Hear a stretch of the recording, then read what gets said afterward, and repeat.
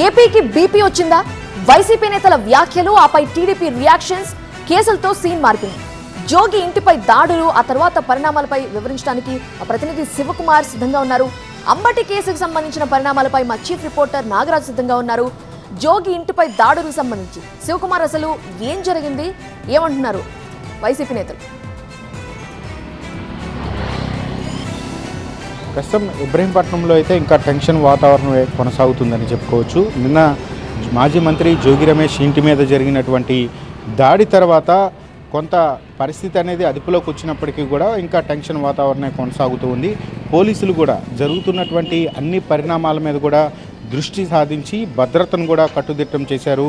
ఎటువంటి అవాంఛనీయ ఘటనలు జరగకుండా కూడా ముందస్తుగా పోలీసులు అయితే భద్రతను అయితే కట్టుదిట్టం చేసినటువంటి పరిస్థితి. ఇప్పటికే మాజీ మంత్రి జోగి రమేష్ కూడా తన నివాసానికి చేరుకొని రాత్రి ఇక్కడ జరిగినటువంటి దాడి అంశాన్ని మొత్తం కూడా క్షుణ్ణంగా పరిశీలించారు. ప్రస్తుతం అయితే ఆయన నివాసంలోనే లోపల ఉన్నారు.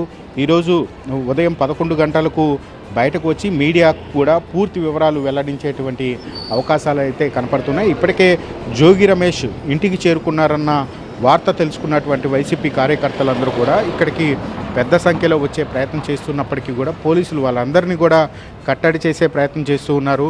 నిన్న టీడీపీ కార్యకర్తలు పెద్ద సంఖ్యలో నివాసం వద్దకు చేరుకోవడం, ఇక్కడ బాంబులతో, పెట్రోల్ బాంబులతో, కర్రలతో దాడి చేసే సమయంలో వైసీపీ కార్యకర్తలు కూడా ఇక్కడికి చేరుకునే ప్రయత్నం చేశారు. కానీ పోలీసులు ఎవరిని కూడా ఇక్కడికి రాకుండా ఉండేందుకు కట్టుదిట్టమైనటువంటి చర్యలు చేపట్టి పలువురు కీలకమైనటువంటి నేతలను కూడా అరెస్ట్ చేసి స్టేషన్కి తరలించారు.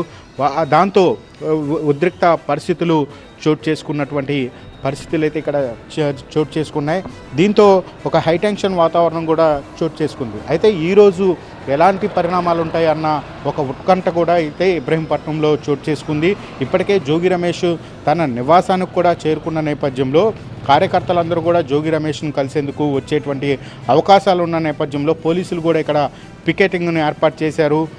ముఖ్యమైన కీలకమైనటువంటి నేతలు వస్తే మాత్రమే వాళ్ళని మాత్రమే కలిసేందుకు అనుమతిస్తారు. కార్యకర్తలు ఎవరైనా వస్తే మటుకు వారిని అడ్డుకునే విధంగా అయితే పోలీసులన్నీ ఇక్కడ యాక్షన్ ప్లాన్ కూడా చేపట్టినట్టుగా అయితే మనకు తెలుస్తుంది. మరోవైపు 144 సెక్షన్ కూడా ఇక్కడ పెట్టాలని కూడా భావిస్తున్నటువంటి పరిస్థితులు కూడా కనపడుతూ ఉన్నాయి. మరోవైపు నిన్న జరిగినటువంటి దాడి ఘటన తర్వాత కూడా ఇబ్రహీంపట్నం ఎస్ఐ ఇచ్చినటువంటి ఫిర్యాదు మేరకు అయితే సుమోటాగా ఇబ్రహీంపట్నం పోలీసులు కేసు నమోదు చేశారు. దీని మీద కూడా దర్యాప్తు చేస్తున్నటువంటి పరిస్థితి. మరోవైపు మాజీ మంత్రి జోగి రమేష్ మీద కూడా ఇబ్రహీంపట్నం పోలీసులు అయితే కేసు నమోదు చేశారు. ఏదైతే నారా లోకేష్ మీద అనుచిత వ్యాఖ్యలు చేశారంటూ కూడా టీడీపీ కార్యకర్తలు ఇచ్చినటువంటి ఫిర్యాదును బేస్ చేసుకొని జోగి రమేష్ మీద కూడా కేసు నమోదు చేసి దర్యాప్తు చేస్తూ ఉన్నారు.